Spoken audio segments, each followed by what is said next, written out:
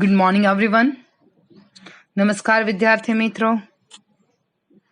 ધોરણ 9 કોમ્પ્યુટરમાં 5મું lesson operating સિસ્ટમનો પરિચય અત્યારે ચાલુ છે.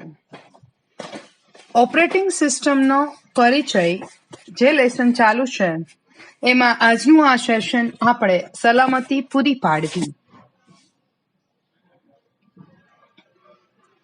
ત્યાંથી એટલે કે પ્રોવાઇડિંગ સિક્યુરિટી ત્યાંથી ચાલુ કરવાનું રહેશે. જ્યારે એક જ કોમ્પ્યુટર સિસ્ટમ ઘણા બધા યુઝર એક સાથે ઉપયોગ કરતા હોય છે ત્યારે ઓપરેટિંગ સિસ્ટમ દ્વારા યુઝર વચ્ચે અમુક સેપરેશન જુદાઈ પૂરી પાડવી ખૂબ જ જરૂરી બને છે. માટે એ જુદાઈ પાડવાથી એક યુઝર બીજા યુઝરના કામમાં ખલેલ પહોંચાડે નહીં અને બધા જ સ્વતંત્ર રીતે પોતાની રીતે કાર્ય કરી શકે. અને એમ કરીને એક સાથે અલગ અલગ લોકો સૈયારા પ્રોજેક્ટ ઉપર ઘણી બધી વ્યક્તિઓ મળીને કામ કરી શકે છે. એ સમયે કેટલાક સાધનોનો ઉપયોગ બધી વ્યક્તિઓ કરી શકવા સમર્થ બને છે. આ કારણથી ઓપરેટિંગ સિસ્ટમમાં એવી સલામતી હોવી જોઈએ કે જે સાધનોના અધિકૃત ઉપયોગને પરમિશન આપતી હોય, સાથે સાથે જે પણ અનઅધિકૃત, બિનઅધિકૃત, અનઓથોરાઇઝ્ડ વ્યક્તિઓ અથવા તો પ્રયત્નો કરવામાં આવે તેને અસ્વીકૃત કરવાની ખાતરી આપે તેવી જે સુવિધા આપે એને કારણે સલામતી મળી રહેશે અને યુઝર કોઈ પણ પ્રકારની ખલેલ વિના એનો ઉપયોગ કરી શકે છે. આધુનિક ઓપરેટિંગ સિસ્ટમની રચનામાં આ પ્રકારની સલામતી પૂરી પાડવામાં આવતી હોય છે. કોમ્પ્યુટર નેટવર્ક અને ઇન્ટરનેટનો અત્યારે ખૂબ જ વ્યાપક ઉપયોગ થઈ રહ્યો છે. તેના ઉપયોગથી દૂર એકાંતમાં હજારો કિલોમીટર દૂર રહેલી કોમ્પ્યુટર સિસ્ટમને એક્સેસ કરવી હવે ખૂબ જ સહેલું બની ગયું છે.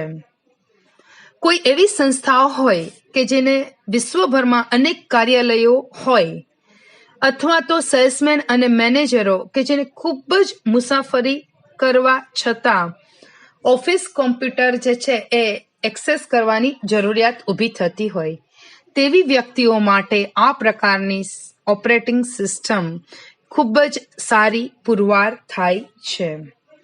આમાં આ અન્ય વ્યક્તિના કોમ્પ્યુટરને બિનઅધિકૃત એક્સેસ કરીને દુરુપયોગ પણ કોઈ કરી શકતું નથી. આવા જોખમો સામે રક્ષણ આપવા માટે લેટેસ્ટ ઓપરેટિંગ સિસ્ટમની કેટલીક પાયારૂપ રચના જે છે એ સલામતી પૂરી પાડવાનું કામ કરે છે, પણ તે હજુ પણ પર્યાપ્ત નથી, પૂરેપૂરી નથી. અન્ય સામાન્ય સેવાઓ પૂરી પાડવી, પ્રોવાઇડિંગ અધર કોમન સર્વિસીસ. ઘણા બધા ઉપયોગો ઉપરાંત કોમ્પ્યુટર સિસ્ટમ જે છે એના કાર્યો સરળ બનાવવા માટે જે પણ ટાસ્ક હોય છે તેને ઇઝી બનાવવા માટે ઓપરેટિંગ સિસ્ટમ અન્ય ઘણી બધી સામાન્ય જે સર્વિસીસ હોય છે તે પૂરી પાડતી હોય છે. આમાંની ઘણી સેવાઓ જે છે એ યુઝરથી ગુપ્ત હોય છે કારણ કે તેનો સીધો ઉપયોગ કોઈ પણ વ્યક્તિ કરી શકતી નથી, પણ કોમ્પ્યુટરમાં રહેલા અન્ય પ્રોગ્રામ તે સેવાનો ઉપયોગ કરતા હોય છે. અનેકવાર કેટલાક નાના અને સરળ છતાં કોમ્પ્યુટરના ઘણા ખરા યુઝર્સને ઉપયોગી હોય તેવા સહાયક પ્રોગ્રામ એટલે કે યુટિલિટીઝ અથવા એસેસરીઝ ઓપરેટિંગ સિસ્ટમ સાથે આપણને જોવા મળે છે.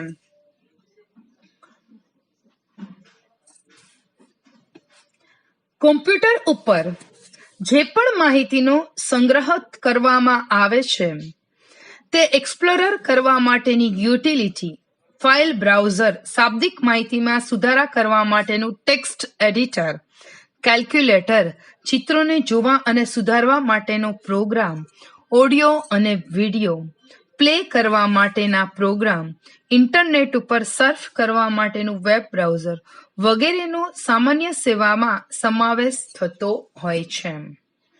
એમ્બેડેડ સિસ્ટમ સિવાયની બધી જ ઓપરેટિંગ સિસ્ટમ યુઝરને કોમ્પ્યુટર સિસ્ટમ સાથે ઇન્ટરેક્શન કરવા માટે ઓછામાં ઓછો શેલ પ્રોગ્રામ પૂરો પાડવો હિતાવહ છે.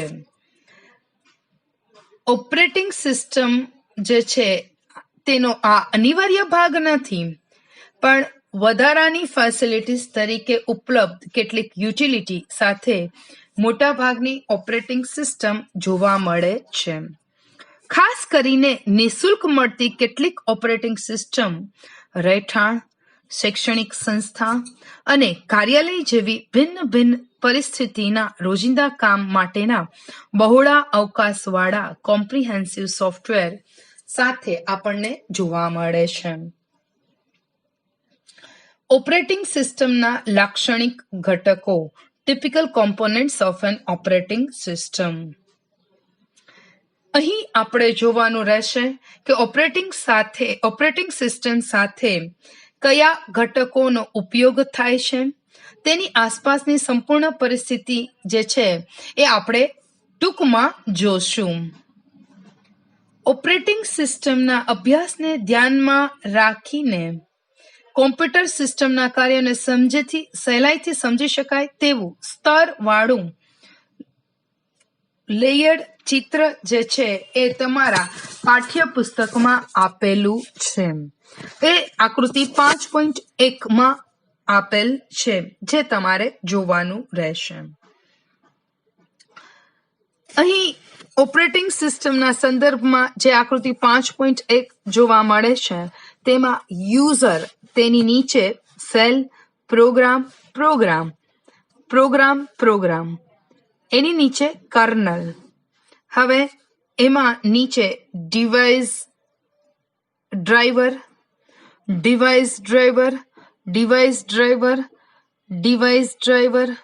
જોવા મળે છે. નીચેની સપાટીએ રો હાર્ડવેર હોય છે. તે ઘણી વખત રો આર્યન તરીકે પણ ઓળખાય છે. હાર્ડવેર પ્રચંડ શક્તિ ધરાવતું મશીન છે, પણ શું કરવું તેનું માર્ગદર્શન, તેનું ગાઈડન્સ તેની પાસે નથી. એટલે એ સ્તરમાં વિવિધ ડિવાઇસીસ પણ હોય છે, જેને વાપરવા માટે અલગ અલગ સૂચનાઓનો સેટ એટલે કે પ્રોગ્રામની જરૂરિયાત હોય છે. સૂચનાઓના સમૂહને પ્રોગ્રામ કહેવાય છે. ડિવાઇસ ડ્રાઈવર નાનો પ્રોગ્રામ છે કે જે ડિવાઇસીસને વાપરવા માટે, કોઈ પણ ડિવાઇસીસ વાપરવું હોય તો ડિવાઇસ ડ્રાઈવર જે છે એ આપણી પાસે હોવું જોઈએ. ઘણા ખરા ડિવાઇસ ડ્રાઈવર ઓપરેટિંગ સિસ્ટમ સાથે જ આવેલા હોય છે, જ્યારે કેટલાકને અલગથી ઇન્ટરનેટ ઉપરથી કે કોઈ પણ જગ્યાએથી ડિસ્ક ઉપરથી તેને પ્રસ્થાપિત કરવા પડે છે. કર્નલની જરૂરિયાત પણ ડિવાઇસ ડ્રાઈવર લોડ કે અનલોડ કરવામાં આવે છે. હાર્ડવેરને વાપરવા તેમજ નિયંત્રણ માટે કર્નલ સામાન્ય રીતે તેનો ઉપયોગ કરતા હોય છે. કર્નલ એ કોમ્પ્યુટરનો ઓપરેટિંગ સિસ્ટમનો ખૂબ જ મહત્વનો ભાગ છે કે એક મુખ્ય પ્રોગ્રામ છે. ઓપરેટિંગ સિસ્ટમના બધા જ મુખ્ય કાર્યો જે છે એ પરંપરાગત મુખ્ય કાર્યો કર્નલ કરતું હોય છે. ફોર એક્ઝામ્પલ, કોઈ નવું હાર્ડવેર જોડવું, તે શોધવું અને તેને એક્સેસ કરવું, એના માટે બંધ બેસતા ડ્રાઈવર લોડ કરવા, અલગ અલગ ડિવાઇસ ડ્રાઈવર વડે જે તે એકમને એક્સેસ કરવું છે અને તેનું નિયંત્રણ કરવું. સાધનોની ફાળવણી અને તેનું સંચાલન કરે છે. પ્રોગ્રામનો અમલ ચાલુ કરવો, બંધ કરવો, તેનું નિયંત્રણ વગેરે કાર્ય કર્નલ કરે છે. પ્રોગ્રામના અમલનું નોંધપાત્ર શિડ્યુલિંગ બનાવવા માટે પણ તેનો ઉપયોગ થાય છે. સીપીયુ ઇનપુટ અને આઉટપુટ અને મેમરીને સલામતી પૂરી પાડવાનું કામ કરે છે. ઇનપુટ કે આઉટપુટનું સંચાલન કરે છે, મેમરીનું સંચાલન કરે છે, સલામતી પૂરી પાડે છે. આથી કર્નલ એ જ ઓપરેટિંગ સિસ્ટમ છે એવું પણ કહી શકાય. હવે આવે છે સેલ, ધ સેલ. ઓપરેટિંગ સિસ્ટમનો સૌથી વધુ દેખાતો જો કોઈ ભાગ હોય તો તે કર્નલ છે, અને તે પણ એટલી હદ સુધી કે મોટાભાગની વ્યક્તિઓ સેલના દેખાવ ઉપરથી ઓપરેટિંગ સિસ્ટમને ઓળખે છે. યુઝર ઇન્ટરફેસ ઉપયોગકર્તા સેતુ યુઝર ઇન્ટરફેસ આપીને સેલ યુઝરને પોતાની ઈચ્છા કોમ્પ્યુટર સિસ્ટમને વ્યક્ત કરવાની સગવડતા પૂરી પાડે છે.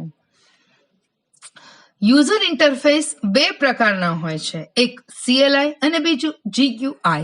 CLI નું આખું નામ કમાન્ડ લાઇન ઇન્ટરફેસ છે. CLI ખૂબ જ ઓછી કિંમતના, ઓછા પાવરની જરૂરિયાતવાળા અને ટેક્સ્ટ આધારિત ટર્મિનલની આશા રાખે છે. તે યુઝર પાસેથી શાબ્દિક આદેશો કમાન્ડ્સ નો સ્વીકાર કરે છે અને તેનો અમલ કરવાની પદ્ધતિ ઉપર કામ કરે છે. દરેક યુઝરએ કમાન્ડ્સ યાદ રાખવા પડે છે. જો કે હેલ્પ ઉપલબ્ધ હોય છે, આપણને ઓનલાઈન કે ચાલુ હેલ્પ જોતી હોય તો આપણને હંમેશા પ્રાપ્ય હોય છે. આ સિસ્ટમ વાપરવા માટે ટાઈપિંગની આવડત હોવી જરૂરી છે. જ્યારે ટેકનોલોજીનો એટલો વિકાસ થયો ન હતો તે સમયે માત્ર CLI જ વિકલ્પ હતો. GUI તો હવે આવ્યા, પણ પહેલાના સમયમાં ફક્ત CLI બેઝ જ વર્ક કરવામાં આવતું હતું, અને પછી ગ્રાફિકલ યુઝર ઇન્ટરફેસનો વિકાસ થયો હતો. GUI વાપરવાની રીતમાં સ્ક્રીન ઉપર ચિત્ર સ્વરૂપમાં અનેક એલિમેન્ટ્સ હોય છે, જેમ કે ડેસ્કટોપ કે જે બેકગ્રાઉન્ડનું કાર્ય કરે છે, વિન્ડોઝ કોઈ પ્રોગ્રામ કે ક્રિયા પ્રતિક્રિયા માટે સમર્પિત સ્ક્રીનનો લંબચોરસ ભાગ, ત્રીજું આઇકોન પ્રોગ્રામ કે અન્ય ઘટકોની નાના ચિત્રના રૂપમાં રજૂઆત, મેનુ જુદા જુદા કાર્યોની યાદી કે જેમાંથી યુઝર કોઈ એક વિકલ્પની પસંદગી કરે છે, બટન માઉસ ક્લિક ઉપર પ્રતિક્રિયા આપતો નાનો લંબચોરસ વિસ્તાર, છેલ્લા ઘટકો કોઈ ચોક્કસ વિન્ડોના છે. વિન્ડોની લાક્ષણિકતાઓ અનેક હોય છે. એક વિન્ડો અન્ય વિન્ડોની પાછળ છુપાયેલી હોય છે, એને ફરીથી દેખાડી શકાય છે. વિન્ડોને સ્ક્રીન ઉપર આગળ કે પાછળ ફેરવી શકાય છે. વિન્ડોને નાની મોટી પણ કરી શકાય છે. વિન્ડોને નાની કરીને સ્ક્રીનના નીચેના ભાગમાં એટલે કે ટાસ્ક બાર ઉપર પણ ઢાંકી શકાય છે.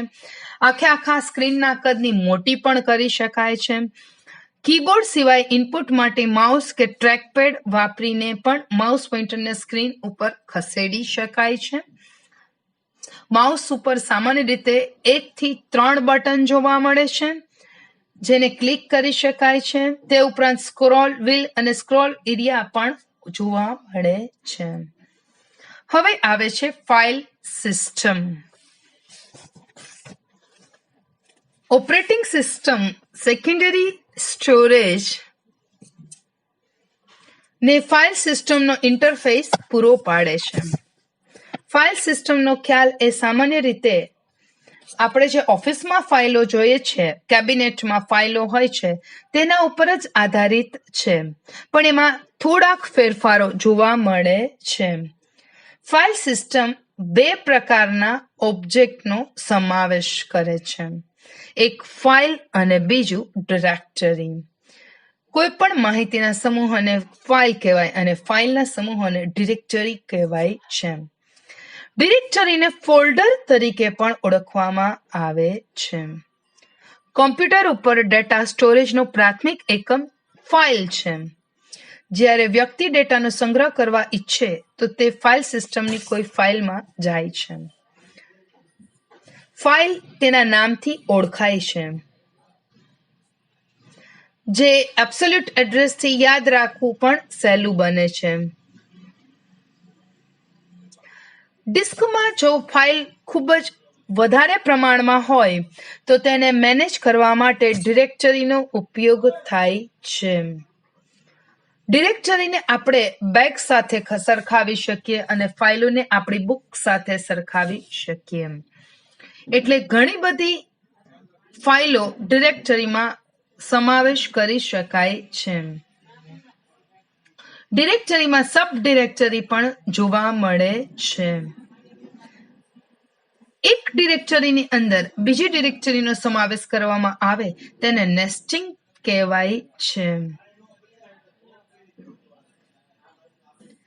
દરેક ફાઇલ સિસ્ટમની શરૂઆત રૂટ ડિરેક્ટરીથી થાય છે અને રૂટ ડિરેક્ટરીમાં અનેક ફાઇલ તેમજ સબ ડિરેક્ટરી જોવા મળે છે.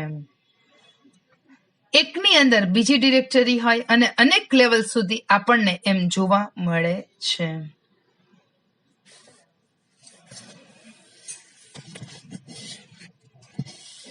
આ જે ફાઇલ સિસ્ટમ હોય છે તે અમુક પાયાના સિદ્ધાંતને અનુસરણ કરે છે. દરેક ફાઇલ સિસ્ટમને એક રૂટ ડિરેક્ટરી તો હોય જ, જે ફાઇલ સિસ્ટમની શરૂઆત કરે છે. ફાઇલ સિસ્ટમની દરેક ડિરેક્ટરીમાં અનેક ફાઇલ અને ડિરેક્ટરી જોવા મળે છે. ડિરેક્ટરીની અંદર દરેક ઓબ્જેક્ટને નામ અજોડ યુનિક હોય છે. એટલે કોઈ પણ ડિરેક્ટરીમાં બે ઓબ્જેક્ટના નામ કદી પણ એક જોવા મળે નહીં. જો કે બે અલગ અલગ ડિરેક્ટરીમાં એક જ નામવાળા બે જુદા જુદા ઓબ્જેક્ટ મૂકી શકાય. જે ઓબ્જેક્ટનો ઉપયોગ તમે કરવા માંગો છો તેની ડિરેક્ટરીનું નામ જાણતા હો તો તે ઓબ્જેક્ટનું નામ જાણવું પૂરતું છે, કારણ કે તે ડિરેક્ટરીમાં તે નામ અજોડ હોવાની ખાતરી મળી રહે છે. અધરવાઇઝ આપણે એ ઓબ્જેક્ટનો પૂરેપૂરો પાથ દર્શાવવો પડે છે.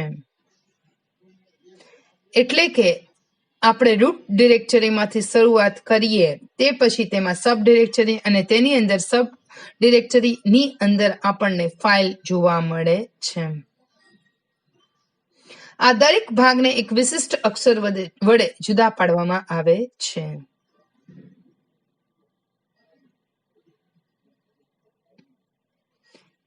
કોઈ કોરી ડિસ્કમાં શરૂઆતમાં ડિરેક્ટરી ફાઇલ સિસ્ટમ જોવા મળતી નથી. ફોર્મેટિંગની મદદથી ડિસ્ક ઉપર શરૂઆતમાં બ્લેન્ક ફાઇલ સિસ્ટમનું માળખું બનાવવામાં આવે છે.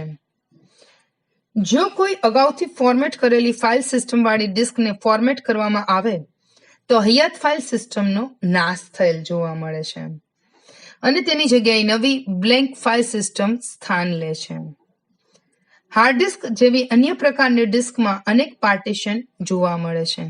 આ દરેક પાર્ટીશનને ફોર્મેટ કરીને દરેક ઉપર અલગ અને સ્વતંત્ર ફાઇલ સિસ્ટમ બનાવી શકાય છે. એક પાર્ટીશનને ફોર્મેટ કરવાથી બીજા પાર્ટીશનને કોઈ અસર થતી નથી. જેને આપણે ફોર્મેટ કરીએ છીએ તેને જ અસર થાય છે. ડિસ્ક અને તેના પાર્ટીશનને જોવા, સુધારવા અને ફોર્મેટિંગ માટે ઓપરેટિંગ સિસ્ટમ યુટિલિટીઝ પૂરી પાડતી હોય છે. હવે આવે છે લિનક્સ ઓપરેટિંગ સિસ્ટમની file system. Linux extended file સિસ્ટમની કેટલીક આવૃત્તિઓનો ઉપયોગ કરે છે. જો કે અન્ય કેટલીક ફાઇલ સિસ્ટમ ઉપલબ્ધ છે અને વપરાશમાં પણ છે. આ બધી જ ફાઇલ સિસ્ટમ ખૂબ સમર્થ અને સુવિધાયુક્ત છે. Extended file system case sensitive છે, એટલે કે એમાં પહેલી એબીસીડી અને બીજી એબીસીડીની ગણના અલગ અલગ થાય છે. એટલે કે તે કેપિટલ અને સ્મોલ મૂળાક્ષર બંનેને જુદા જુદા અક્ષરો તરીકે ગણના કરે છે. આથી એક જ ડિરેક્ટરીમાં તમારી પાસે F1 નામની બે અલગ અલગ ફાઇલ હોઈ શકે. એક F1 કેપિટલમાં, એક F1 સ્મોલમાં. તે સામાન્ય રીતે સેપરેટર તરીકે સંજ્ઞા સ્લેશનો ઉપયોગ કરે છે. ફાઇલના નામમાં ફાઇલનો પ્રકાર બતાવવા. અનુલંબનનો ઉપયોગનો ખ્યાલ ફરજિયાત નથી. તેનો ઉપયોગ ઓછી માત્રામાં થાય છે. મોબાઈલ ફોન સાથે વપરાતી યુએસબી ફ્લેશ ડિસ્ક અને મેમરી કાર્ડ્સ સામાન્યતઃ FAT ફાઇલ સિસ્ટમથી ફોર્મેટ કરેલા હોય છે. પણ વધારે સારી કામગીરી અને સલામતીના ફાયદાઓ માટે યુએસબી ફ્લેશ ડિસ્કને NTFSમાં ફરી ફોર્મેટ કરી શકાય છે. સીડી એ સામાન્ય રીતે ISO 9660 ફાઇલ સિસ્ટમનો ઉપયોગ કરે છે, જ્યારે DVDs UDF ફાઇલ સિસ્ટમનો ઉપયોગ કરે છે. પણ અલગ અલગ ફાઇલ સિસ્ટમની લાક્ષણિકતાઓ હંમેશા અલગ અલગ હોય છે. આજના આ સેશનમાં આપણે આટલું રાખશું. હવે પછીના સેશનમાં મળશું ત્યારે GUI અને ઓપરેટિંગ સિસ્ટમના ઘટકો ત્યાંથી ચાલુ કરવાનું રહેશે.